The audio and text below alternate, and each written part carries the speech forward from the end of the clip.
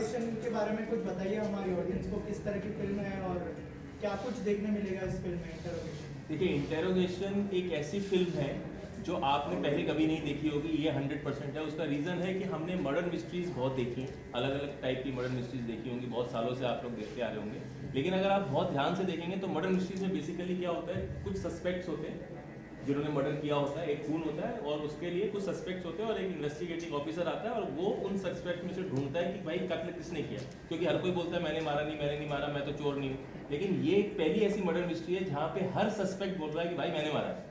अब प्रॉब्लम क्या है कि इन्वेस्टिगेटिंग ऑफिसर कंफ्यूज हो गया, क्योंकि मारा किसी एक ने और चारों बोल रहे हैं मैंने मारा, तो मारा किसने? और सब ऐसा क्यों बोल रहे हैं कि मैंने मारा? और जो भी बोल रहा है मैंने मारा, वो कहता है कि जिसको मारा है वो हमारे लिए भगवान थे।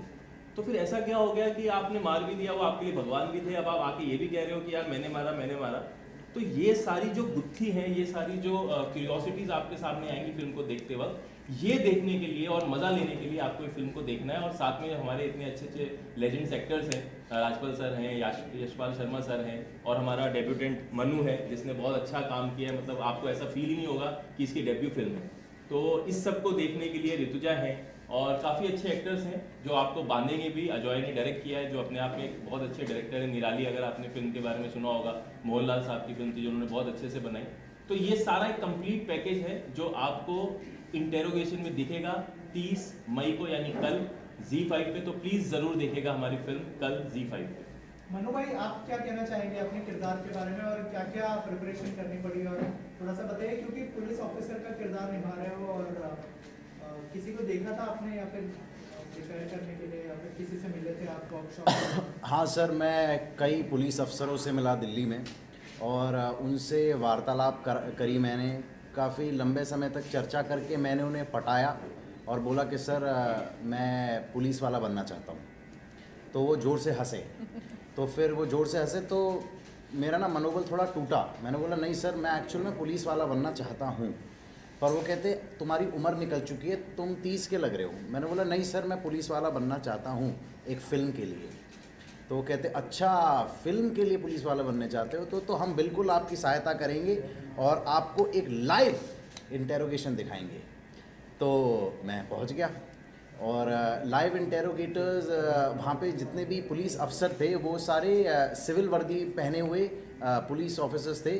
उनके बीच में बैठ के मैं बस चुपचाप एक स्टूडेंट की तरह उन्हें देखता रहा और उनके इमोशंस को, उनकी बात करने के तौर तरीके को, उनके लहजे को, उनके बॉडी लैंग्वेज को बारीकी से पढ़ता रहा। और जब तक पढ़ता रहा जब तक मुझे विशाल नहीं मिल गया। और एक समय ऐसा आया जब एक पुलिस अफसर जो और ये हाल ही में जब ये एक्चुअल इंटेरोगेशन इन्वेस्टिगेशन चल रही थी, तो मेरे साइड में ही इनकाउंटर्ड क्रिमिनल लेटा हुआ था, आधी टांग टूटी हुई थी उसकी। और मैं उसकी तरफ देख रहा हूँ और मैं पुलिस वाले की तरफ देख रहा हूँ, फिर मैं उसकी तरफ देख रहा हूँ। फिर वहाँ से एक पुलिस वाला आया और आपने ट्रेलर में भी देखा होगा, जैसे मैंने पैर रखा था उस पर, वो पुलिस वाले ने एक्चुअल में मेरे सामने कुर्सी के साइड में पैर रखा। और ये मैंने अजय सर को बताया। मैंने बोला सर देखिए, मेरी पहली फिल्म है, मैं अगर कुछ चाहूँ, आपने इतना बड़ा मुझे रोल दिया है, सबसे पहली बात उसके लिए बहुत बहुत धन्यवाद। बट अगर मेरी एक छोटी सी भी रिक्वेस्ट होएगी तो मैं ये कहूँगा कि मेरे कैरेक्टर की जो कैरेक्टर का जो इंट्रोडक्शन होगा फिल्म में, वो मेरा पैर रखते हुए होना चाहिए, जो कि मेरी इंस्पिरेशन उस एक्चुअल इंटेरोगेशन से ली गई थी। तो बहुत सबसे पहले तो वो जो इंस्पेक्टर थे उनके लिए सर, अगर आप ये इंटरव्यू देख रहे हैं तो बहुत बहुत धन्यवाद। आपका पहला, आपकी लात मैंने कॉपी करके मैंने उस फिल्म में वो लात लगाई है और कई किरदारों को मेरे किरदार ने लातें मारी हैं। Thank you. मैम, आप क्या कहना चाहेंगे अपने किरदार के बारे में?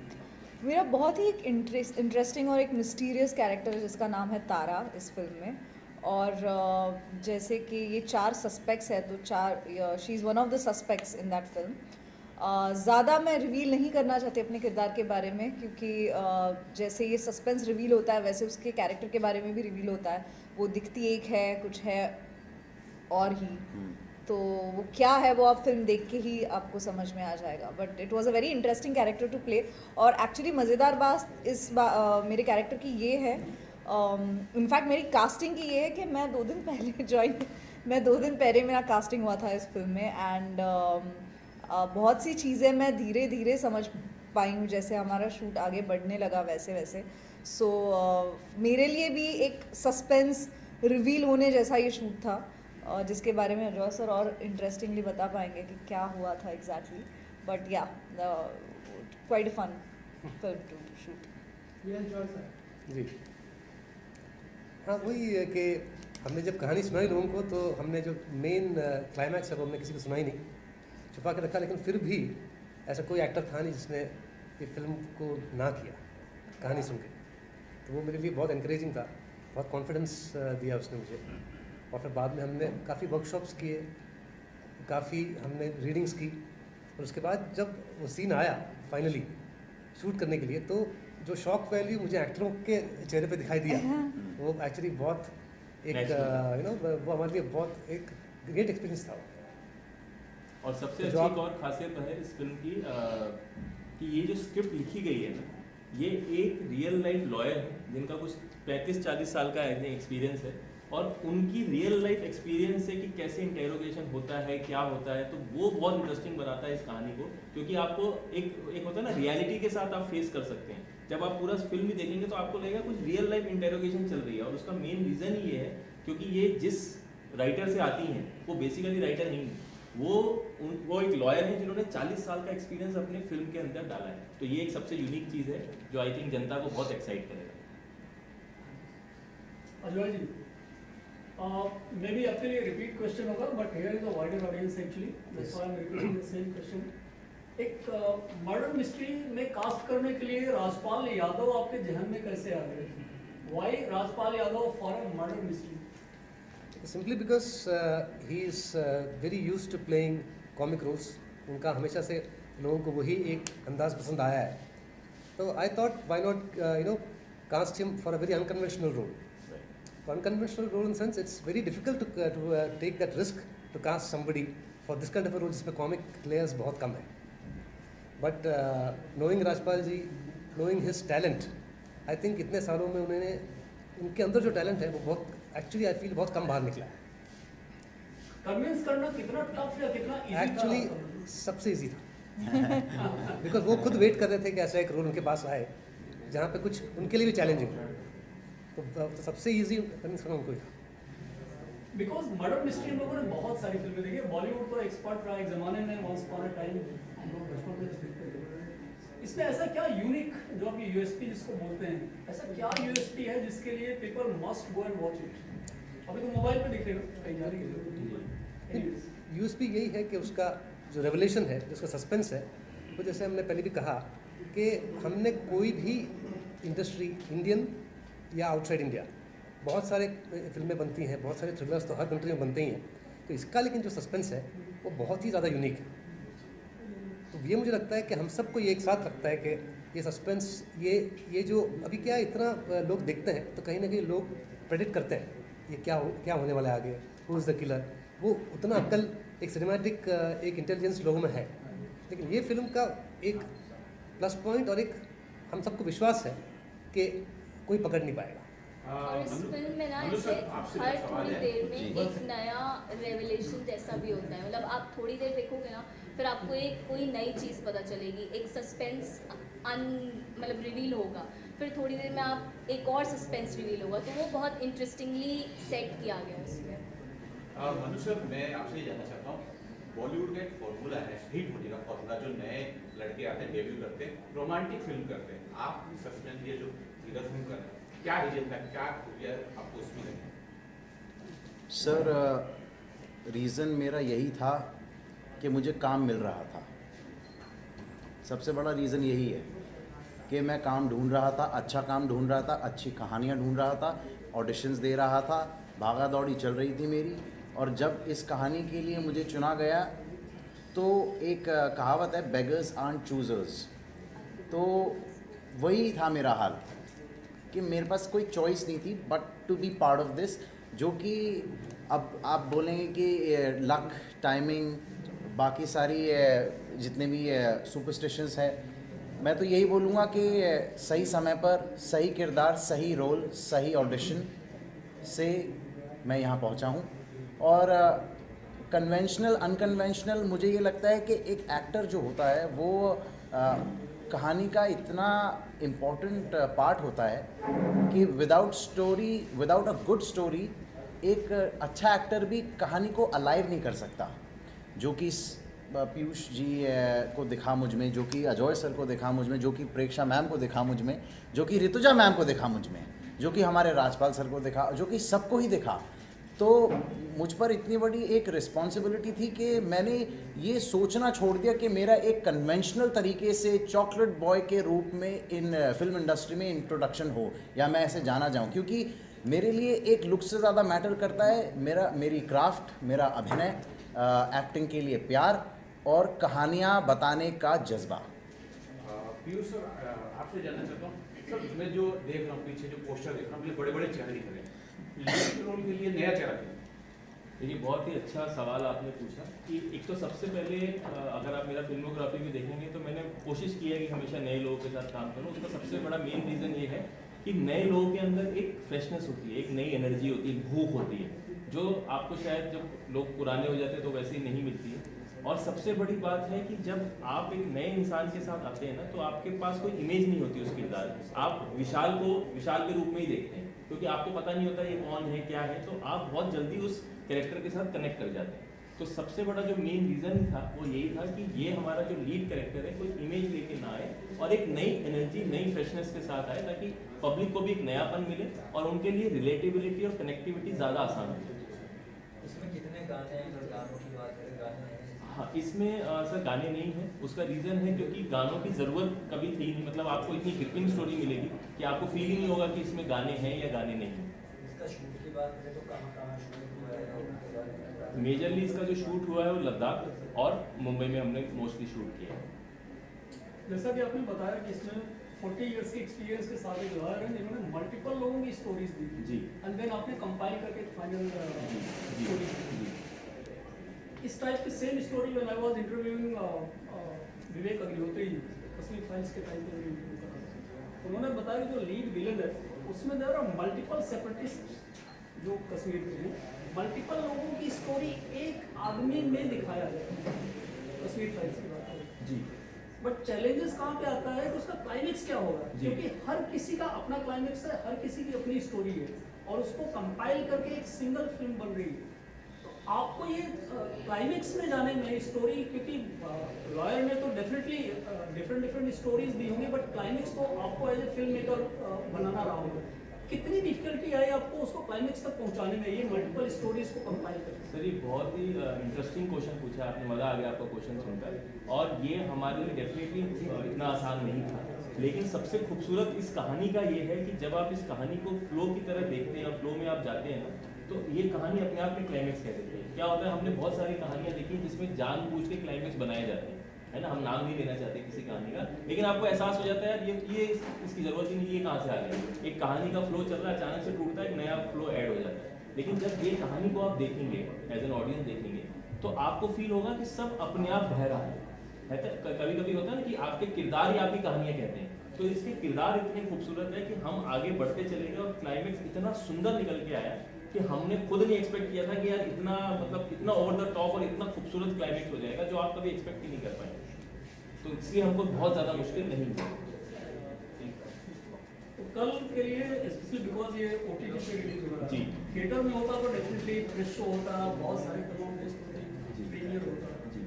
इसको कैसे आप सेलिब्रेट करने वाले हैं? कल का first day the release premiere day on ZEE5। Sir, हमने तो अपने मोबाइलों को फुल चार्ज कर लिया है तो कल फोन बहुत बजने वाले हैं और हमको पूरा विश्वास है कि सब तारीफ करने वाले हैं। तो क्या वो पावर बैंक भी अलग से खरीदा, आज ही खरीदा मैंने कि कल अगर बैटरी डाउन हो जाए तो फटाक से पावर बैंक लगा दिया जाए ताकि अच्छे से सब लोग एंजॉय करें, और हम बहुत सेलिब्रेट करने वाले हैं। ZEE5 पे इसका आने का एक और बड़ा रीज़न है, जो आज जैसा आपने सवाल पूछा था, अगर थिएटर में आता है ना, जो मैं हमेशा से कहना भी चाहूँगा कि हमारे देश में सर बहुत सारी जनता है ना, 140-150 करोड़ लोग हैं, लेकिन अगर आज भी आप रिसर्च देखेंगे तो थिएटर में सबसे ज़्यादा फिल्म अगर देखी गई है जनता के द्वारा तो 4 से 5 करोड़ लोगों ने ही देखा, उससे ऊपर कोई फिल्म देखी नहीं है। तो ये बहुत बड़ा एक तरीके से हमारे लिए दुख है कि इतनी ज़्यादा जनता होने के बाद भी हम ज़्यादा लोगों तक पहुँच नहीं पा रहे हैं। उसका मेन रीज़न है कि यहाँ पे जो रेट्स हैं टिकट के अगर आप सिनेमा हॉल्स में जाएंगे और टिकट के रेट से मतलब आप एक मिडिल क्लास फैमिली अगर परिवार के साथ चला जाए तो 4 से 5 हज़ार रुपये उसका आज खर्च हो जाता है।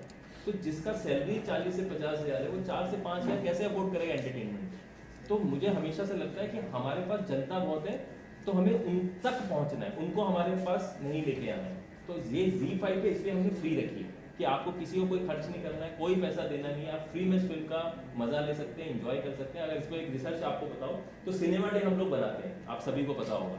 सिनेमा डे पे पहले ही दिन 70 से 80 लाख लोग आते हैं क्योंकि उस समय टिकट प्राइस होता है 75 रुपीज़। लेकिन यही अगर आप जब फिल्मों आती है जिसके 500 हज़ार रुपये टिकट होते हैं, आप खुद जानते हैं कि क्या कितने लोग आते हैं और कितने लोग देखते हैं। तो आई थिंक हमको ना ये मॉडल थोड़ा चेंज करना चाहिए और हमको टिकट प्राइस अगर हम सही लगाएं तो बहुत सारे लोग आएंगे आज भी सिनेमा में और फिल्में बहुत अच्छे से चलेंगी। इसके पीछे रीजन आपको क्या दिखता है? मल्टीप्लेक्सेस में सारे सिंगल स्क्रीन्स को टेक ओवर कर लिया जी। अभी मैं अपने 2 tyre cities Prayagraj just recently जितने सिंगल स्क्रीन जो बचपन में हम आई यूज्ड टू सी वो सब मल्टीप्लेक्स में कन्वर्ट हो गया। एक बड़ा सा सिनेमा हॉल जिसको 3 टुकड़े करके छोटे छोटे गाड़ी बना दिए गए। जी आई वाज शॉक्ड कि वो प्रयागराज का द बिगेस्ट एवर स्क्रीन हुआ करता था। मैं वो चाहत में गया था कि सबसे बड़ी स्क्रीन पे देखूंगा, अंदर गया तो टीवी था जी। आई मीन बिल्कुल सही कह रहे हैं। उसको 3 पार्ट सेम ऑडी को 3 पार्ट में डिवाइड करके मल्टीप्लेक्स नाम दे दिया गया है। One of the biggest multiplex chain. ये जो बिग स्क्रीन व्यूइंग एक्सपीरियंस है ये तो खत्म होता जा रहा है, इनफैक्ट मोबाइल तक पहुंच गया है। जी जी। इसका क्या हो सकता है? फिल्म मेकर आपने कभी ऐसा सोचा? बहुत सोचा है और क्या है कि यही चीज़ हो रही है कि देखिए जब आप अगर सिंगल स्क्रीन को पूरा खत्म करते चले जाएंगे ना, जैसे अभी आपने बोला कि सिनेमा होता ही था बड़ी स्क्रीन का एक्सपीरियंस, अगर आप वो छोटी स्क्रीन कर दोगे तो लोग कहेंगे अभी टीवी देख लेते ना हम घर बैठ के, हम सिनेमा क्यों देख रहे हैं। तो ये तो टीवी भी नहीं, मोबाइल करेक्ट मतलब कितना छोटा करते जा रहा है पता नहीं। जी। तो प्रॉब्लम ये है कि देखिए आप जब मल्टीप्लेक्सेस बनते हैं तो उसमें बहुत सारे खर्चा होता है, उसका इंफ्रास्ट्रक्चर, उसका मेकिंग, तो इतना एक्सपेंस हो जाता है ना कि उनको अपने खर्चे निकालने के लिए इशू होता है। तो आई थिंक इसका एक बैलेंस होना बहुत जरूरी है कि बहुत ज़्यादा एक्सपेंस भी ना हो मल्टीप्लेक्स चलाने में और जनता को भी आसानी से आ सके, क्योंकि वॉल्यूम जब तक लोग नहीं आएंगे तो टिकट्स कैसे सेल होंगे। मैडम मेरा एक सवाल है आपसे, आपने बताया जैसे मेरे को 2 दिन में मेरे को साइन किया गया 2 दिन में, तो 2 दिन में आपका नरेशन हुआ या नहीं हुआ, तो आपने कैसे कॉन्सेप्ट को हाँ कर दिया? मुझे अजय सर के साथ काम करना था बहुत टाइम से, क्योंकि हम एक अलग ही फिल्म पे काम कर रहे थे पहले। फॉर सम रीजंस वो फिल्म नहीं हो पाई, बट जब इनका इस फिल्म के दौरान एक प्रोसेस चल रहा था कास्टिंग का, I am sure he had his reasons to call me कि मैं इस किरदार को निभा सकती हूँ। तो जब उन्होंने मुझे कॉल किया, मैंने ऑब्वियसली उनको पूछा नहीं कि मेरा कैरेक्टर क्या है या क्या है, I just wanted to know the story. उन्होंने मुझे एक ब्रीफ बताया कहानी का and I was sold. I was like I want to be a part of the story because that's it. आप कहानी सुनते ही आप गिव अप कर देते कि okay I want to be a part of it. तो मैंने पूछा भी नहीं कि कितना किरदार है मेरा, मैं कितना स्क्रीन पे दिखने वाली हूँ या कितनी लेंथ है मेरे कैरेक्टर की, वो सब बहुत बात की बात थी। उन्होंने कहा परसों सेट पे आ जाना। मैंने कहा okay, and then I got to know कि ओके क्या था, कैसे था, you know what happened and all. But मेरे लिए प्रेपरेशन टाइम काफ़ी कम था कैरेक्टर को सीखने के लिए, उस कैरेक्टर के बारे में स्टडी करने के लिए मेरे पास टाइम बहुत कम था। जैसे जैसे शूट हो रहा था मैं सीन बाय सीन उसमें इन्वॉल्व हो रही थी और definitely it's correct.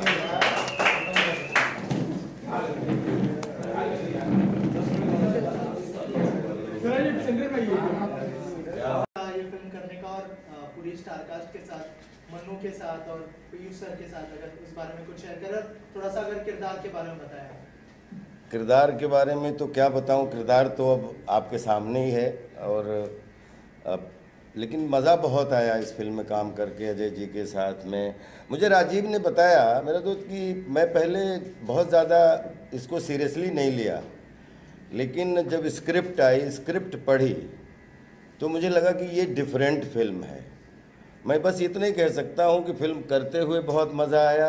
Ajay ji ने बहुत अच्छे से, पीयूष जी ने हमारा जो ये आने वाला आप लोगों के सामने बहुत ही मेहनत की भाई ने, और इतना पूरी टीम ने यहाँ से लेके लद्दाख तक पूरा अपना खून पसीना लगाया।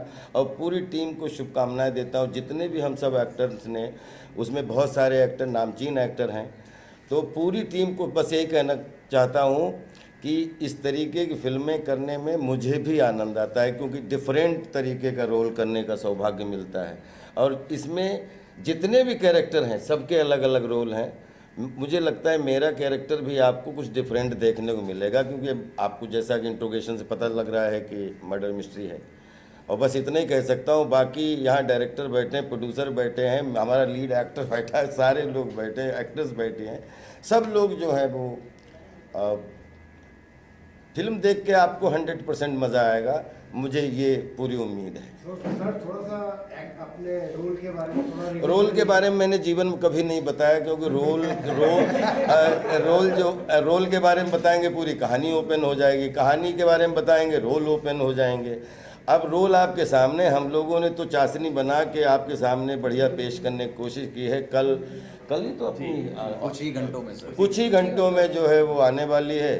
और आप लोग रोल देखें, आप सब टीचर हैं, हमेशा मैं तो चाहे मीडिया हो चाहे हमारा ऑडियंस हो, मैं हमेशा एग्ज़ाम दे के उनके सामने छोड़ दे, जो नंबर मिले वो स्वीकार है। राजपथ से एक सवाल ये है कि कॉमेडी रोल्स भी काफ़ी आपने किए हैं, हाल फिलहाल एक मकतूब और आपकी ये इंट्रोगेशन जैसी फिल्में आई जो बहुत सीरियस रोल जहाँ पे आप प्ले करें, तो कॉमेडी में ज़्यादा इजी आसान रहता है आपके लिए, या इस तरह के सीरियस रोल आपको ज़्यादा?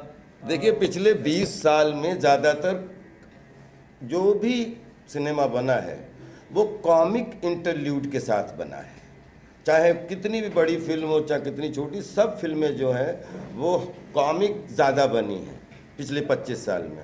तो मैं सौभाग्यशाली हूँ कि कॉमेडी फिल्मों का भी हिस्सा होने का सौभाग्य मिला, और उसमें किंग ऑफ कॉमेडी होने का भी सौभाग्य मिला। लेकिन मैंने जब अपनी फिल्मी करियर की शुरुआत की, मेरी जंगल से शुरुआत हुई, फिर मेरे प्यार तूने क्या किया में कॉमेडी के लिए रामू जी ने अप्लाई किया, फिर उसके बाद रामू जी ने मुझे मैं माधुरी दीक्षित बनना चाहती हूँ, आफ्टर महमूद भाईजान, 4 फिल्में सपोर्टिंग 2 फिल्में लीड, 4 फिल्में सपोर्टिंग 2 फिल्में लीड। तो लगभग क्योंकि कॉमेडी फिल्में खूब लोगों को मज़ा आता है, लेकिन मैं सौभाग्यशाली हूँ कि मैंने लगभग 15 से 20 फिल्में लीड सीरियस फिल्में की हैं, जिसमें अंडर ट्रायल ले लो, मैं माधुरी दीक्षित बनना चाहती हूँ ले लो, मैं मेरी पत्नी और वो ले लो, अभी काम चालू है, रिलीज़ हुई, उससे पहले अर्ध रिलीज़ हुई, अब हम तुम मकतूब रिलीज़ होने के लिए है, रामा रामा क्या, ऐसी बहुत भोपाल प्रेयर फॉर रेन करने का सौभाग्य मिला। और आप मुझे किसी भी नाम से पुकारें, मैं 3 डायमेंशनल एक्टिंग करने के लिए बना था, क्योंकि मैं चार्ली चैपलिन साहब का फॉलोअर रहा हूँ। एक ही आदमी मैंने चुना जिसने 7 एवरेस्ट को क्रॉस कर दिया, एवरेस्ट को 7 टाइम्स जो है पहुँचा अपनी क्रिएटिविटी के माध्यम से। तो मैं जब अपने आप को देखता हूँ तो मुझे लगता है कोई आदमी एक्टर कॉमेडियन नहीं होता, कोई सीरियस नहीं होता, कोई भी विलन नहीं होता, वो स्क्रिप्ट और डायरेक्टर का इंटरप्रिटेशन डिसाइड करता है कि आपको कौन सी भूमिका करनी है। क्योंकि जितनी भी जो फिल्म का इंटरप्रिटेशन या फिल्म जो डिज़ाइन होती है वो डायरेक्टर का ही इंटरप्रिटेशन होता है और राइटर की परिकल्पना होती है, हम तो उसके ऑब्जेक्ट होते हैं बस। सर, ओटीटी के इस दौर को कितना एंजॉय कर रहे हैं? वैसे आप एज एन एक्टर है, आपको इस चीज़ का मतलब कोई? बहुत एंजॉय कर रहा हूँ, क्योंकि बहुत अच्छा लग रहा है कि अभी जैसे 10-12 प्रोजेक्ट हैं, उसमें 2-4 जो आपकी 100 करोड़ क्लब के ऊपर वाली फिल्म है, उसमें किसी में टॉप 5 एक्टर्स में हूँ, किसी टॉप 4 एक्टर्स में हूँ, कुछ 2-3 वेब फिल्में हैं जिसमें लीड में हूँ, 2-3 वेब सीरीज़ हैं उनमें लीड में हूँ। तो अच्छा है कि OTT आ जाने के बाद में, क्योंकि 52 सप्ताह होते हैं ब्रदर साल में, 500 फिल्में बनती हैं, 10 फिल्में 1000 फिल्में बनती हैं, अब किस किस को कहाँ पे जगह मिले। तो मुझे लगता है जो अच्छे कंटेंट हैं, कॉन्सेप्ट हैं, वो OTT के माध्यम से कितने एक्टर्स जो टैलेंटेड एक्ट्रेस हैं, टैलेंटेड एक्टर हैं, उनको मौका मिला है। मैं सौभाग्यशाली हूँ कि 70 mm का हिस्सा हूँ। पहले टेलीविज़न से शुरुआत की थी, फिर विलन से शुरुआत हुई, फिर मुख्य भूमिका भी मिली, कॉमिक भूमिकाएं भी मिली, और जो मैंने 2000 थैंक्स टू राम गोपाल वर्मा जी, ये भी वर्मा जी हैं तो थैंक्स टू राम गोपाल वर्मा जी, जिन्होंने मुझे कम से कम 5-6 पायदान ऐसे ट्राई किए मेरे ऊपर, जिसमें विलन से लेके मुख्य भूमिकाओं तक। तो वो परंपरा मैं कोशिश कर रहा हूँ कि आगे भी बढ़ा के रखूँ, कि कभी लीड, कभी सपोर्टिंग, और कभी वेब सीरीज़, कभी ये OTT ने हज़ारों लड़के लड़कियों को, टैलेंटेड डायरेक्टर्स को मौका दिया है अच्छा कॉन्सेप्ट लाने के लिए। God bless them all. आपने तमाम फिल्मों में काम किया है, बहुत सारे जॉनर्स में, कॉमेडी में भी, हॉरर में भी, सब में किया है, और जो पहचान मिली वो कॉमेडी में। अभी किसी को अगर बताना होगा राजपाल यादव किस जॉनर की फिल्मों में काम करते हैं, तो सिर्फ एक ही जॉनर लोग बता पाएंगे, दैट इज कॉमेडी। यहाँ पे पूरे बॉलीवुड में कौन सा एक्टर है जो बताओ आप पिछले 20 साल से कॉमेडी जॉनर में ट्राई नहीं कर रहा है? पिछले 20 साल से चाहे लीड हो चाहे सपोर्टिंग हो, everybody is trying to do comedy. और उसमें अगर 500 लोग कॉमेडी ट्राई कर रहे हैं और राजपाल यादव को पहचान उसमें भी मिल रही है, पहचान जंगल में भी मिल रही है, मैं माधुरी दीक्षित बनना चाहती हूँ, टॉप 7 एक्टर्स में बेस्ट एक्टर का नॉमिनेशन पाए एक छोटी सी फिल्म, तो इससे बढ़िया और क्या हो सकता है मेरे लिए। एक हाफ सेंचुरी में लगभग 500 चरित्र, 11-12 साल से लगातार एक्टिंग कर रहा हूँ, कभी थिएटर में, कभी नुक्कड़ में, कभी टेलीविज़न पे, कभी फिल्मों में, और एक्टिंग ही करता चला आ रहा हूँ। जॉनर आप डिसाइड करो, हम तो अभिनय करने के लिए बने हैं। क्या क्राइटेरिया होता है जब आप किसी भी किरदार को चुनते हैं? अगर मैं student, every day is beginning day, every day is learning day. मुझे लगता है 97 में जब मैं मुंबई आया था, I was a Noon struggler. In 2025 I am balloon beginner, nothing. अच्छा, फिल्मों में ज्यादातर होता है, अगर कॉमेडी की फिल्म की बात करें तो आपको इम्प्रोवाइजेशन का चांस ज्यादा मिलता है, ऐसा मैंने सुना है। ऐसा नहीं है, ये डायरेक्टर बैठा एक शब्द की भी इम्प्रोवाइजेशन नहीं दिया इसमें, और अगर हम लोगों ने किया तो काट दिया। तो हम लोग कभी इम्प्रोवाइज नहीं करते, हमारी बाउंड्रीज होती हैं। जो अच्छा एक्टर होगा वो डिसिप्लिन्ड ही होगा, वो डायरेक्टर के इंटरप्रिटेशन से बाहर जा ही नहीं सकता। हाँ, ये होता है कि डायरेक्टर है, आपने 2-3 तरीके से अपना रोल करके दिखाया, उसको जो समझ में आया उसने कहा यही मुझे चाहिए, वो तो होता है, उसी का नाम तो प्रैक्टिस है। कि बोलते हैं हम लोग किसी भी लेवल पे डायरेक्टर की बाउंड्री से बाहर नहीं जाते, नहीं तो इनडिसिप्लिन डायरेक्टर एक्टर हो जाता है। हम जो भी करते हैं वो डायरेक्टर की इंटरप्रिटेशन की बाउंड्री में, उसके मकान में ही रह के काम करते हैं। But still being a senior artist, I am not senior, I am just beginner. क्या बात है। आपका इनपुट मायने तो रखेगा ही हमेशा, एक सीनियरिटी का एक नहीं, कोई सीनियर जूनियर नहीं होता, सिनेमा में स्पेशली। जैसे आप अगर कोई बिजनेस करते हो, 20 साल से बिजनेस कर रहे हो, तो 100%, माननीय बच्चन साहब से एक दिन बात हो रही थी, उनसे ज़्यादा सीखने किसको मिल सकता है, जो अभी भी कहते हैं कि मैं रोज़ सीखता हूँ। एक्टिंग में आप 90 साल के भी हो जाए साहब, आप स्टूडेंट हैं, क्योंकि हर रोल नया, हर फिल्म नई, हर डायरेक्टर नया, और हर डायरेक्टर का इंटरप्रिटेशन अपना। तो हम लोग जस्ट कोशिश करते हैं कि जो भी हमें काम मिले, चाहे छोटा काम मिले चाहे बड़ा काम मिले, उसमें मेरी ईमानदारी प्रॉपर दिखनी चाहिए। राजपाल सर, आपने अब तक की जर्नी में सारे तो कैरेक्टर कर लिए, कोई बचा नहीं है? नहीं, बहुत बच्चे हैं। अरे ऐसे बच्चे हैं, अभी तो ऐसा लगता है कि अब तो ग्राउंड बनी है। पांडव भी 45 साल के बाद ही मतलब रण क्षेत्र में उतरे थे। मुझे लगता है अभी तो मेरा जन्म हुआ है बॉस।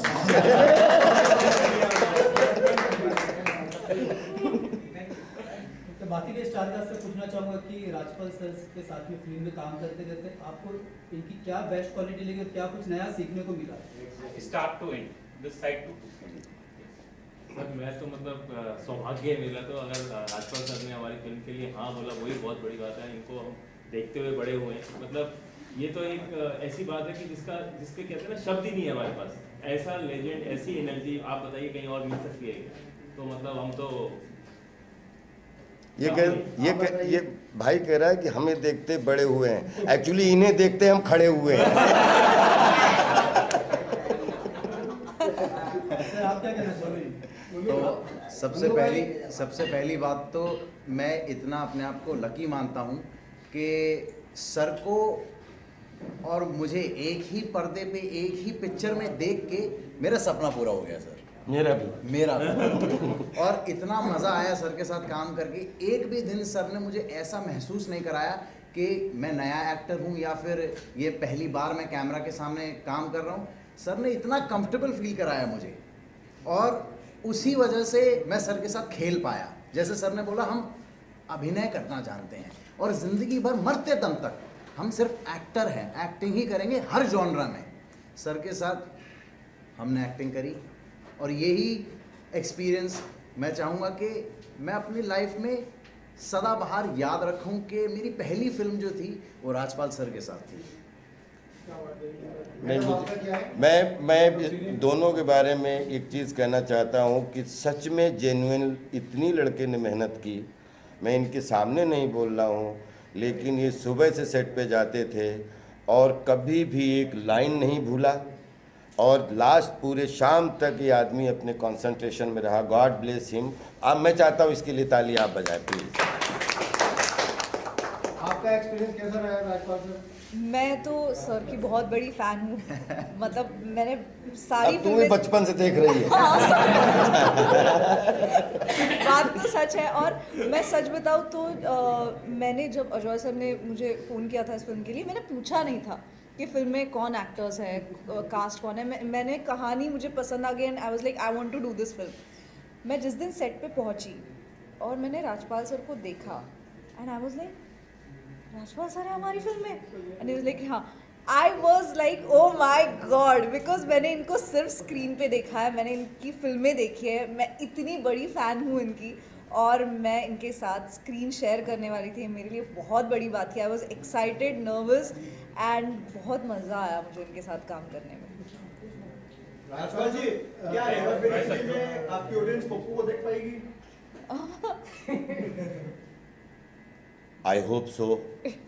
मैं भी दुआ कर रहा हूँ कि बने और उसकी अपनी ऑडियंस है और बिल्कुल सब चीज़ें जो चल रही हैं, बस मैं ये चाहता हूँ कि सब चीज़ें कुछ कभी कभी मिसकम्युनिकेशन हो जाते हैं, तो मैं चाहता हूँ कि सब सॉर्ट आउट होकर हेरा फेरी 3 बने और सब लोग जैसे काम करें तो वैसे एंजॉय करें। सर एक हेरा फेरी के अंदर एक सबसे बड़े कैरेक्टर जो थे बहुत अच्छे, आप समझ गए होंगे, उनको बाबू राव जी को निकाल दिया गया है और उनके ऊपर 25 करोड़ का केस भी लगाया है। वो सही है या गलत है सर? मुझे कोई नॉलेज नहीं है क्योंकि मैं बाहर था और जेन्युइनली बाहर था, और जब तक हमारी सब पूरी टीम से बात नहीं हो जाती, क्योंकि हमारा ये 20 साल से एसोसिएशन है, जब तक हम सबसे बात ना हो जाए तब तक मैं कुछ भी कहने में असमर्थ हूँ, क्योंकि मुझसे ज़्यादा अच्छा प्रोड्यूसर डायरेक्टर वो लोग सब लोग बोल सकते हैं। मैं हिस्सा था, हिस्सा हूँ और फिल्म बनेगी, हिस्सा रहूँगा।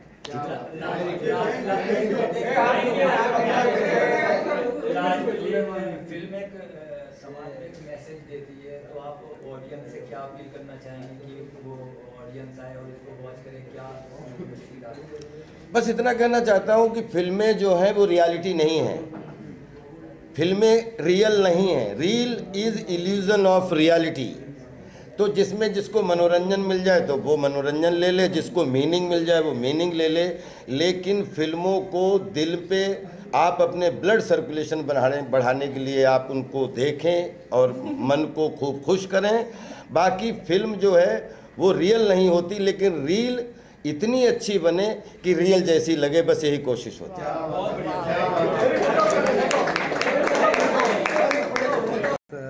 शायद उनको याद नहीं होगा, मैं पहली बार मिला था, मैंने अपनी करियर स्टार्ट की एडिटिंग से, वो भी राम गोपाल वर्मा के साथ ही। अरे क्या बात कर रहे हैं? जी। तो चंदन हमारे दोस्ती हैं। हाँ, अच्छा। महादेव दीक्षित के सेट पे आया था, प्रियन सर के सेट पे आया था मैं, राइट, भूल-भुलैया में, वहाँ से हमारी मुलाकात हुई थी। जी। तो ऑब्वियसली तब से ही एक इच्छा थी कि इनके साथ काम करना है, और उनको एक ये ड्रीम तो था कि एक अनकन्वेंशनल रोल देना है, एक डिफरेंट रोल देना है। तो आई एम वेरी लकी कि ये मौका मुझे मिला, एंड थैंक यू सर कि आपने एक्सेप्ट किया। नहीं sir, I had so much fun. Thank you so much. Believe करिए, मुझे इतना अजय जी के साथ अच्छा लगा और मैंने जेन्युइनली एंजॉय किया इस फिल्म में, और अच्छा ठहराव के साथ प्रॉपर अभिनय करने का मौका मिला, और वो आपको फिल्म में देखने को मिलेगा। Thank you so much sir. Thank you so much sir. मैंने भी ऐसे बचपन से ही देखा है। तो जब ऐसे इंडस्ट्री में आए तो हमने ऐसे सुना था कि आप ऐसे कितने भी लंबे सीन्स हो ऐसे एकदम परफॉर्म कर सकते हो बिना भूले, बट वो सेट पे रियलिटी में देख के सच में मतलब हमारे सीन्स एक्चुअली एक सीन हमारा 5-10 पेजेस का था, और एक फ्लो में जो वो होता था एकदम डिसिप्लिन के साथ, that was really amazing. It was great working with you. Thank you, God bless you.